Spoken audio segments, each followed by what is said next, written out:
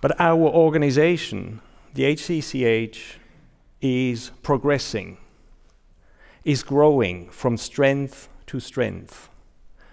We live in a world of private international law, an increasingly interdependent world, a world full of interaction, transaction, relations, and litigation. And so the work of the HCCH has never been more important. The bridges we build across the world have never been more important.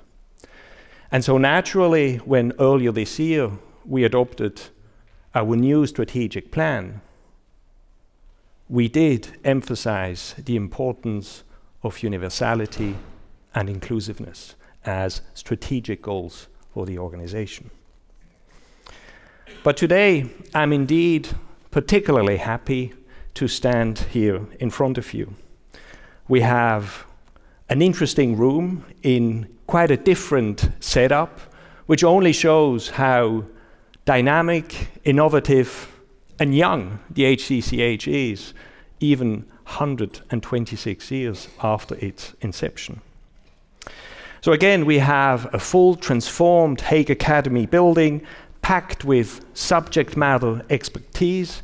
We have a great program, an interesting program for a great practical hot topic, which is very dear to my heart, the intersection of new technology and law. And so, distinguished guests, speakers, and panelists, dear friends and colleagues, it gives me great pleasure to welcome you to the HCCH Abridged event on the Service Convention in the area of electronic and information technology.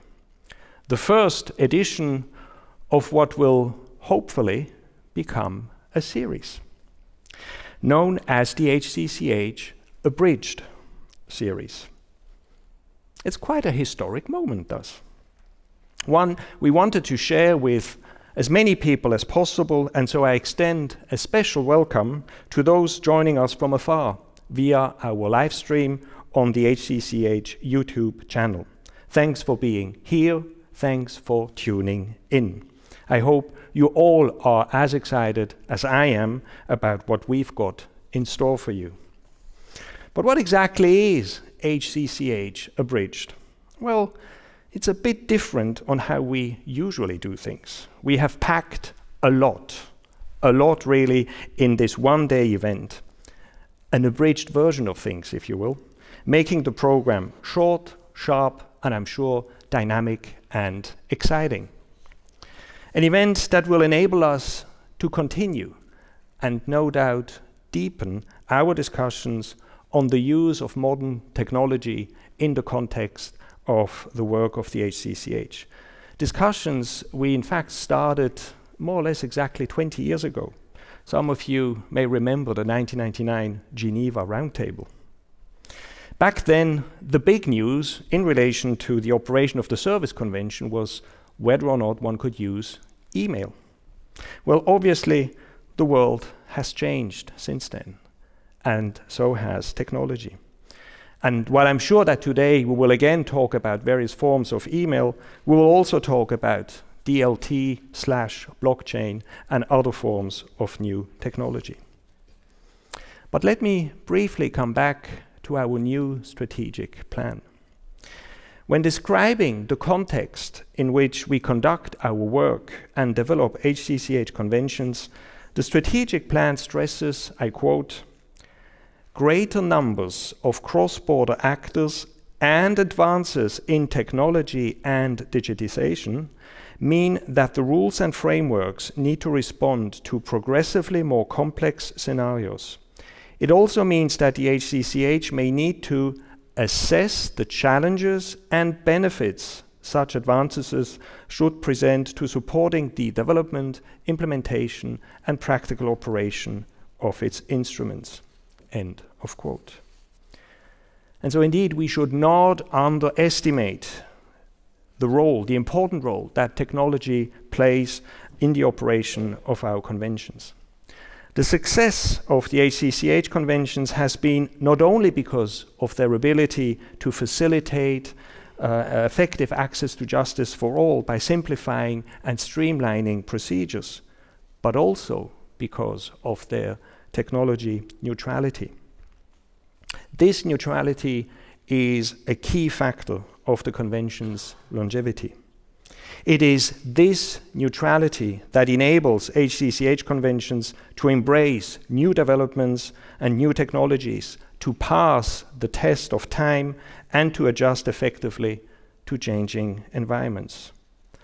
I never saw IT as a threat to our conventions, but rather as a means to support their effective operation and implementation.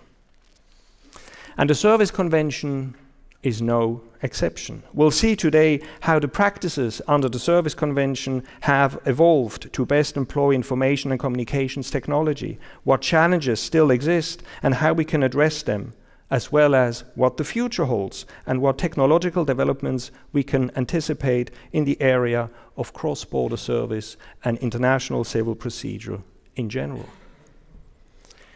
But broadly speaking, for my part, I am absolutely convinced that a smart use of modern technology can and will greatly contribute to making the Service Convention even more effective, even more useful, in particular by shortening the time for the transmission of documents from A to B.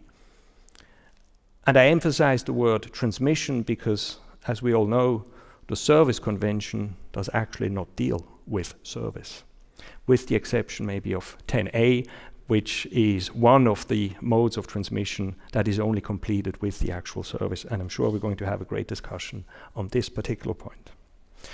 Personally, I find all of this, the impact of modern technology on the operation of our conventions, very exciting. Not just because it's fun, not just because it's interesting, not just because of the direct impact all of this has on the users of the service and many other conventions, but also because of its broader contexts. In our view, all of this also contributes to achieving the United Nations Sustainable Development Goals, in particular SDG 16 on peace, justice, and strong institutions. The HCCH itself is a strong institution, and through its strong legal frameworks, the HCCH contributes to strive for peace and continues to strive for peace and justice, to reinforce the rule of law and to provide for effective access to justice. Sound and effective multilateralism, that's what the HCCH stands for and what it represents. And SDG 16 is intertwined with the international legislative process to which the HCCH greatly contributes. On that note, and in the spirit of the event, I leave it at that somewhat abridged welcome, so that we have enough time for the more interesting part of today's program, your contributions and our exchanges and discussions. But before we kick off, let me briefly thank our sponsors. First and foremost, the German Federal Ministry of Justice and Consumer Protection, which graciously approved our proposal to use their now yearly voluntary contribution to the HCCH for today's event. Thank you very much indeed. Our thanks also go to Boston-based but global law firm Ropes & Gray, and last but not least, AWEC, a Dutch communications, design and web production facilities group. Thank you all for believing in us. Let me also thank my colleagues who made all of this, I guess, possible. In particular, First Secretary Jericho ESCOLAR, to whom I was so happy to pass on the day-to-day responsibility for the service and evidence conventions, knowing that these conventions, which are very dear to me, would continue to be in good hands. Today's event only confirms my sentiments. Jerry continues to benefit from the strong legal and practical support provided by legal officer Brodie Warren, with whom I had the great pleasure to work on these conventions for several years, and we'll see more of Brodie also later today. Both Jerry and Brodie are now supported by our host, Elizabeth Zoria, who joined the Permanent Bureau as legal officer a few months ago, as well as various interns who you will also see in action today one way or another. And there is, of course, the admin team, which also greatly contributed to today's event. Thank you very much indeed to all of you. Great effort. Again, thank you all for joining, whether you are here in The Hague or anywhere out there.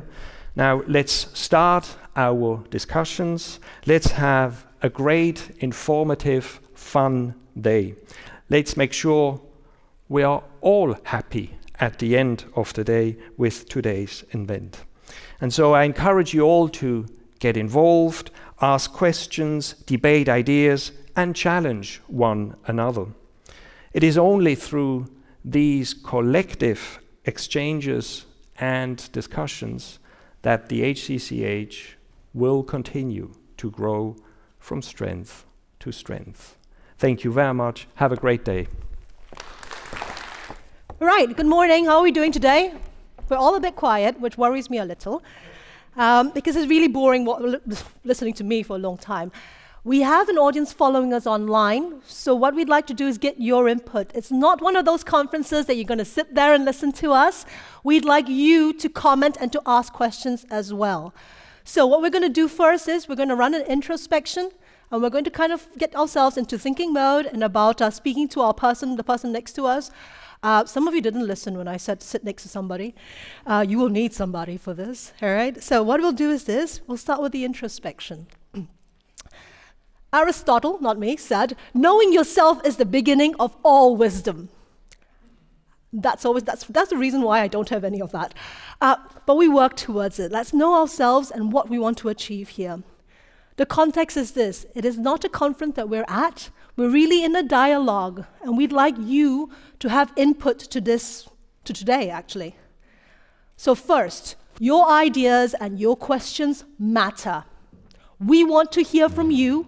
We want to have your ideas and your questions going forward.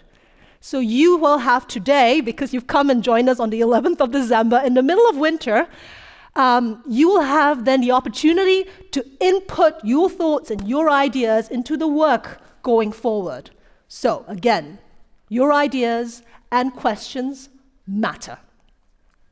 2, you will help determine what results from this conference. So we're all going to sit there and be quiet. It's going to be a really boring day. If, however, you like to engage with us, that's going to be a bit more fun, and we'll put a bunch of stress on our speakers, which is also very good fun.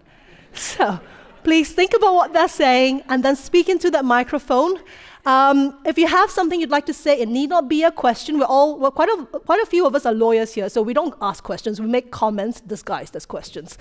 So what we do is we put our hand up, and we'll toss the microphone to you. You catch it, speak into the X. Always speak into the X.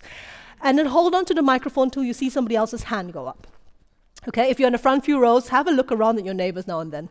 Okay, so you will determine what results from this conference. It's all in your hands. Thirdly, you can create, together with others in this room and online, opportunities to learn and to share. Each one of you here has experience that we want to learn from, and I'm sure everybody in this room is eager to learn. That's why you come here in the middle of December. So we want to create together something. We want to create the opportunity for everyone to interact and to exchange ideas, to learn and to share. That's the context. Now, we will go into the introspection. And this is for yourselves, all right? 5 questions I'd like you to take a moment and think about today. Are we ready? This is not working. Are we ready? Yeah. All right, thank you. That wasn't so hard, was it? Okay, so here we are. First question. How did I get here? When you were a child, you didn't think you were going to be sitting here on the 11th of December 2019. I wanted to be an astronaut. I was going to be on Mars on the 11th of December 2019. I'll tell you that. I'm not there. But how did I get here? And I'd like you to take a moment and think about that yourselves. How did you end up here with us today in this room? Will you take the 2 or 3 seconds to think about that? How did you get here? All right? Nobody has any idea? I have some very puzzled faces. Not sure why I'm doing here, not sure why, how. How did you get here? Next question then. Why are you here? Please don't tell me your boss sent you. Why am I here? Why am I standing here today having signed a release so that I can be broadcast on the internet? Why am I here today? All right? Are we there yet? Why are we here? Do we know why? Well, if we don't know why, we'll find out. Thirdly, and this is very, very important, what do I want to happen today? Why did I come here? The answer is not so I can write a report. What do you want to have happen here today? Miracle. A miracle, thank you. A miracle's good.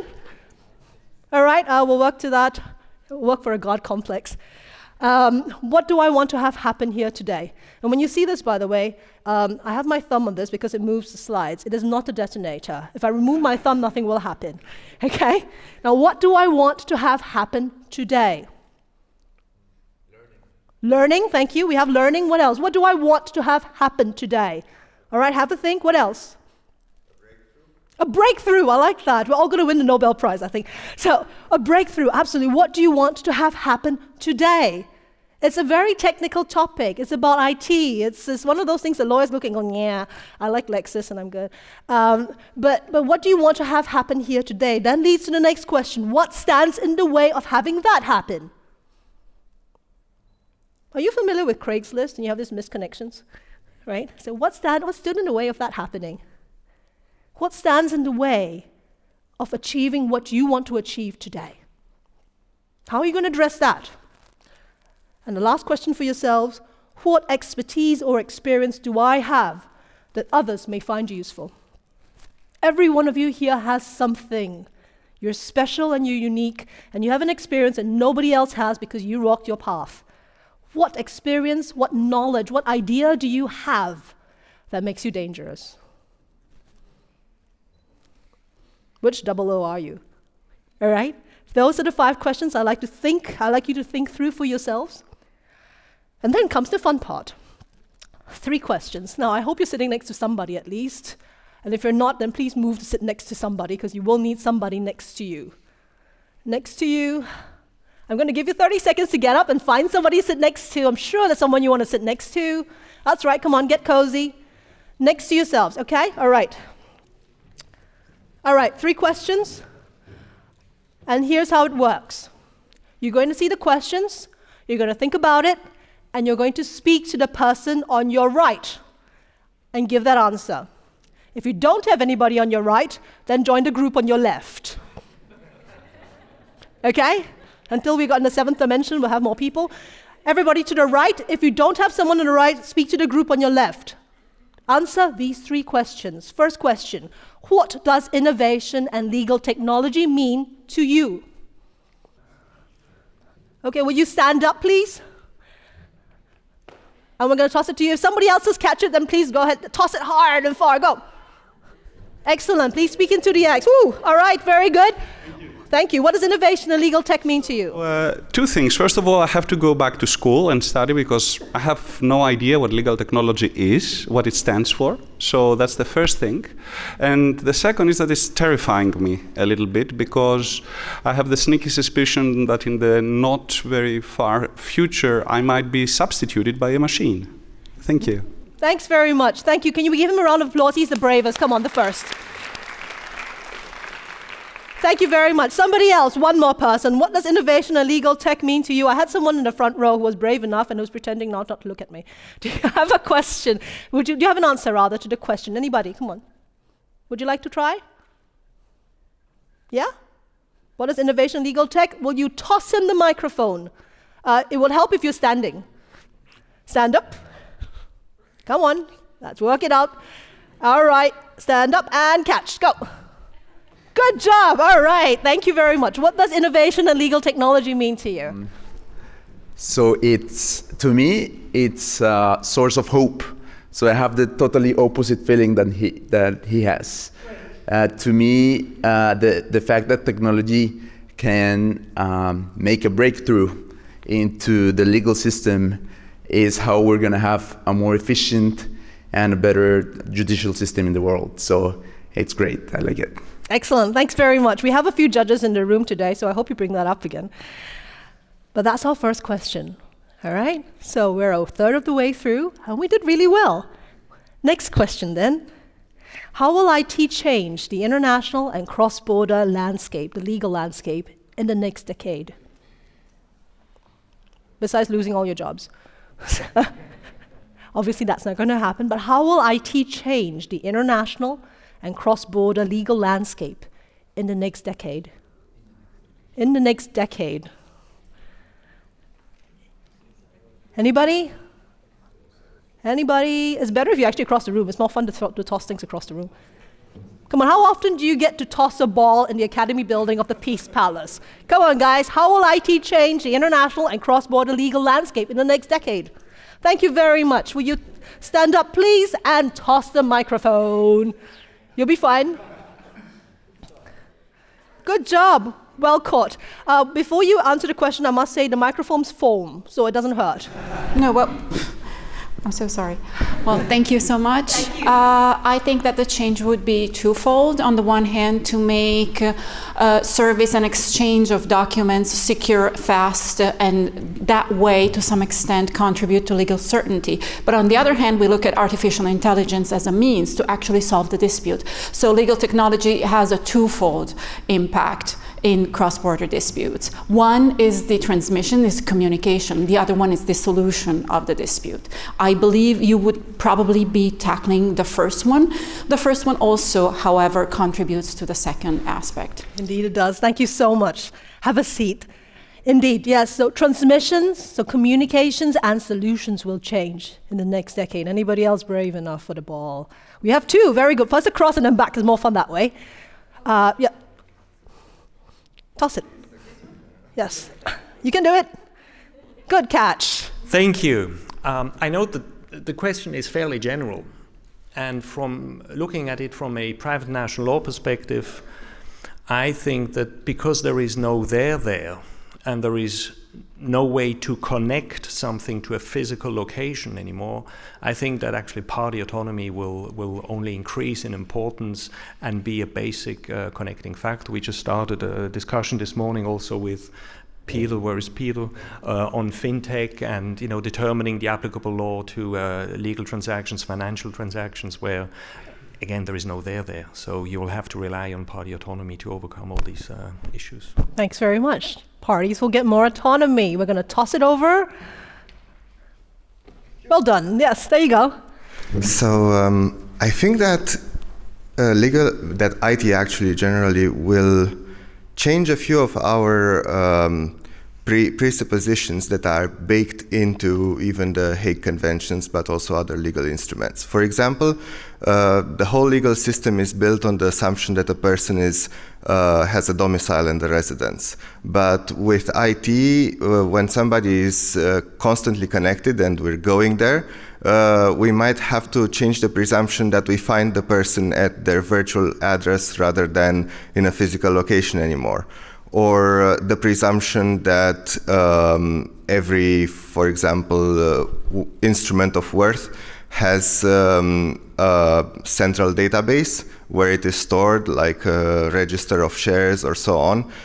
We might have to change that presumption and say every instrument of value has to have like a data identity, but it doesn't have to be stored specifically somewhere.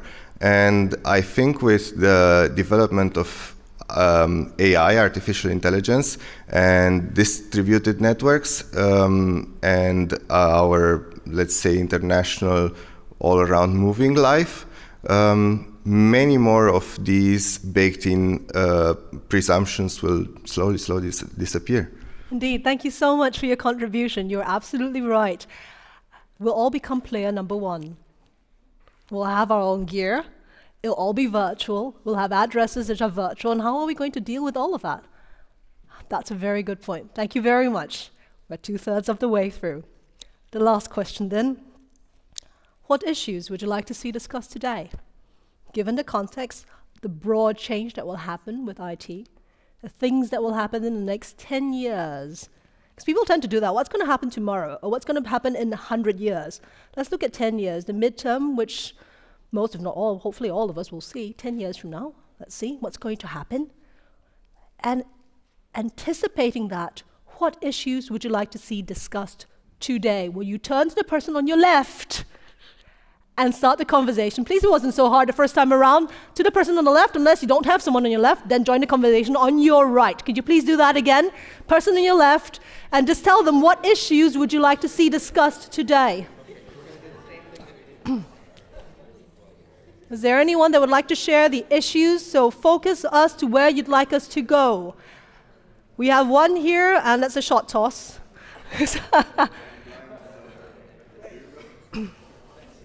Thanks very much. What issues would you like to see discussed today? I was thinking about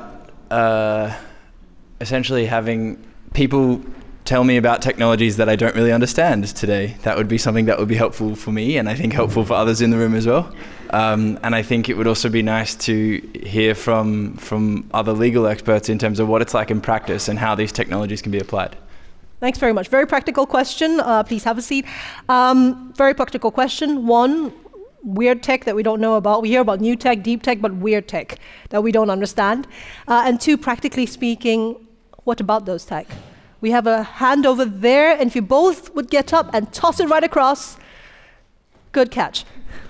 Okay, so I would like to hear more about when innovative technology comes along. They're usually adopted on a very global scale. So the security risks to this, if they are attacked as they are spread through all these different countries, that's something I would want to hear more about and opinions on. Thank you. Have a seat, please. Security issues. It's something we talk about time and again. It used to be pretty simple. You write on a parchment paper, roll it up, and seal it with wax. That was pretty secure. Today we don't seal things with wax, what we do, but it's very pretty. But it doesn't help with security. Very good question. What's going to happen in the digital space? How do we keep things secure? Do we have anybody else? What issues would you like to see addressed today? Okay, let's turn the question around. What did your neighbor say they'd like to see the issue?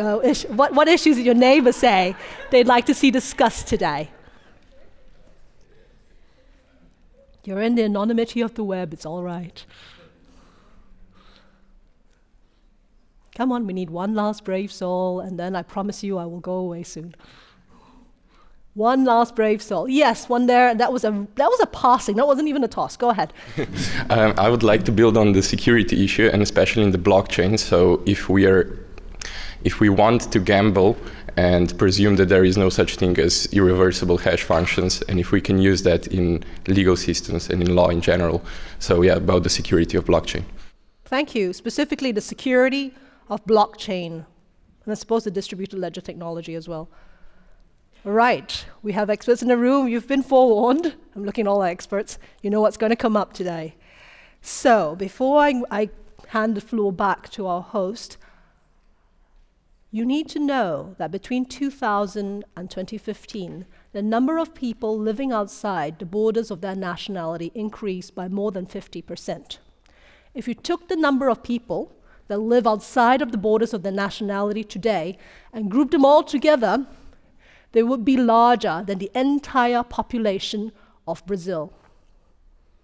There are more people living outside of the borders of their own nationality than in all of Brazil. If you group them together, they would be the 5th largest country in the world. These people live digital lives, they live lives across borders, they're mobile. And increasingly, we also have people on cell phones all the time. Have you ever tried to go on the subway or on the bus and absolutely nobody's holding paper, everyone's on their phones? Right? We have gloves specially made so you can do that in winter as well. My children think every screen's a touch screen. Technology's coming up. We're coming up with it. Thank you very much.